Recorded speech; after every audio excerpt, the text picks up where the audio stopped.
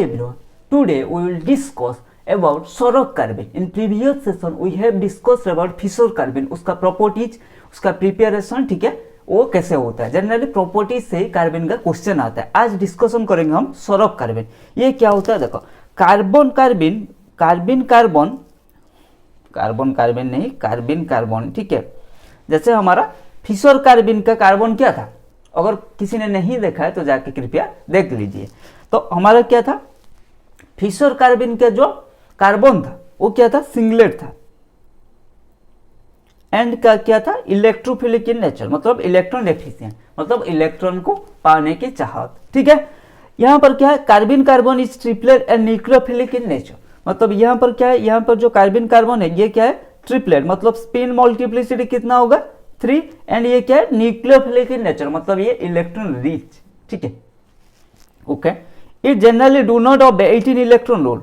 हमारा जो Fisher carbon था वो बहुत अच्छा था, वो 18 इलेक्ट्रॉन रूल फॉलो कर रहा था, लेकिन sorok कार्बन बोला अरे क्या है जाना, मैं नहीं फॉलो करता हूँ भाई, क्या है sorok carbon do not follow 18 electron rule. 18 electron rule को बोलेगा मैं नहीं फॉलो करता हूँ, ठीक है, मेरा मर्जी, मैं फॉलो कर सकता हूँ नहीं कर सकता हूँ, लेकिन हमारा जो फिशर कार्बन था वो फॉलो करता है, ठीक है। The metal present in Fischer carbon is high oxidation state. जो sorok कार्बन में था लो ऑक्सीडेशन स्टेट में था या हाई ऑक्सीडेशन स्टेट में। इसका मतलब क्या है, metal is electron deficient in Fischer carbon, sorry ये फिशर हो गया क्या, अरे ये sorok होगा, ठीक है, हम sorok कार्बन की बात कर रहे हैं, सॉरी गलती हो गया, वो फिशर नहीं है, sorok कार्बन, ठीक है। तो मेटल क्या होगा, मेटल हाई ऑक्सीडेशन स्टेट का मतलब क्या है, मेटल का पॉजिटिव में जितना ऑक्सीडेशन स्टेट इंक्रीज होगा, इसका मतलब क्या है, वो उतना इलेक्ट्रॉन डेफिशिएंट होगा। तो मेटल जनरली sorok कार्बन में क्या है, मेटल जनरली sorok कार्बन में हाई ऑक्सीडेशन स्टेट में रहता है, इसका मतलब क्या है, ये इलेक्ट्रॉन डेफिशिएंट है। लेकिन हमारा फिशर में क्या था, लो ऑक्सीडेशन स्टेट में था, इसीलिए वो क्या था, इलेक्ट्रॉन रिच था, ठीक है। There is no need of group or atom having lone pair on the carbon atom, ठीक है, कार्बन कार्बन। बट हमारा क्या था, जो फिशर कार्बन था उसमें जो लिगैंड अटैच हो रहा था उनके पास लोन पेयर रहना चाहिए, क्योंकि वो जो कार्बन था वो इलेक्ट्रॉन डेफिशिएंट था, वो जो कार्बन था इलेक्ट्रॉन डेफिशिएंट था, तो इसीलिए लोन पेयर वाला ग्रुप अटैच रह रहा था। NR हो, NH हो, OR हो, SH हो, SR हो, जो भी हो, लोन पेयर वाला ग्रुप अटैच रहता था जो लिगैंड, ठीक है। लेकिन यहाँ पर ऐसा कोई जरूरत नहीं है, क्योंकि यहाँ पर जो कार्बन है वो न्यूक्लियोफिलिक इन नेचर है, वो डेफिशिएंट नहीं है, ठीक है, समझ में आ गया। हाँ जी सर, रिमेंबर, क्या रिमेंबर करना है, sigma dual ligand should not present on metal atom, ठीक है। In case of sorok carbon the rotation barrier across the metal and carbon carbon is high.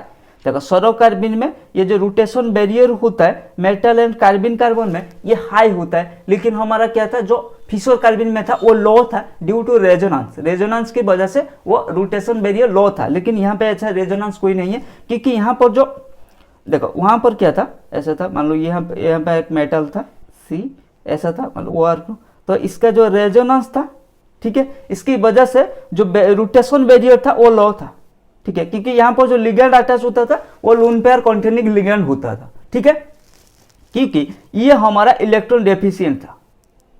ये मतलब कौन, ये मतलब जो कार्बन कार्बन होता है फिशर कार्बन में, ठीक है। लेकिन sorok में क्या, sorok में ऐसा कुछ सीन नहीं है, sorok कार्बन में ये हमारा इलेक्ट्रॉन रिच है, तो इसको कोई भी नीड नहीं है यहाँ पर जो लिगैंड है उसके पास लोन पेयर रहने का, ठीक है। तो इसीलिए क्या होगा, यहाँ का जो रोटेशन बैरियर होता है वो हाई होता है, ठीक है। अच्छा, समझ में आ गया।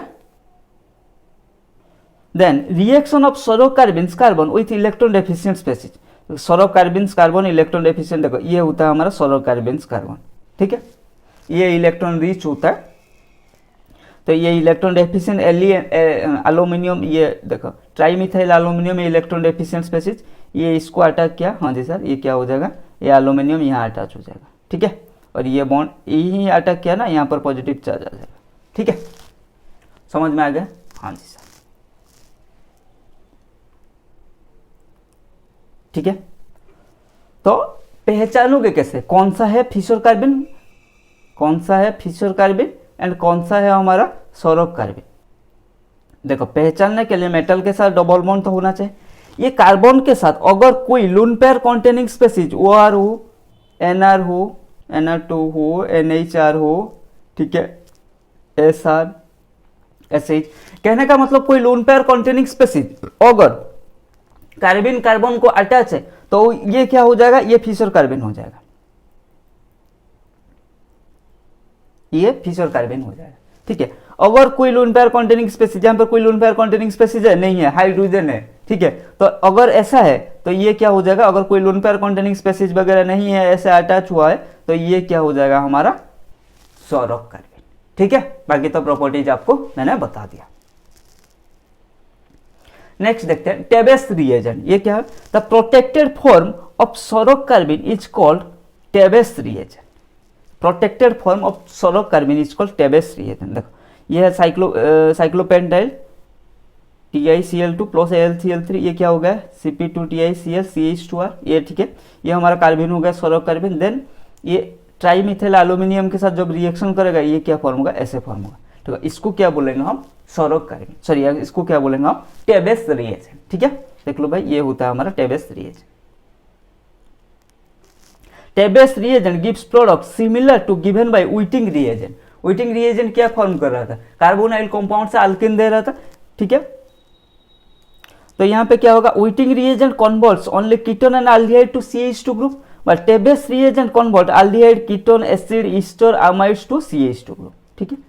व्हिटिंग रिएक्शन आपने ऑर्गेनिक में पढ़ा होगा, व्हिटिंग रिएजेंट हमारा क्या करता है, कीटोन एंड एल्डिहाइड को CH2 ग्रुप में कन्वर्ट करता है। लेकिन ये हमारा जो टेबेस रिएजेंट है ये भाई ketone, aldehyde, acid, Easter, amide सबको CH2 ग्रुप में कन्वर्ट करता है, ठीक है। टेबेस रिएजेंट का काम यही है।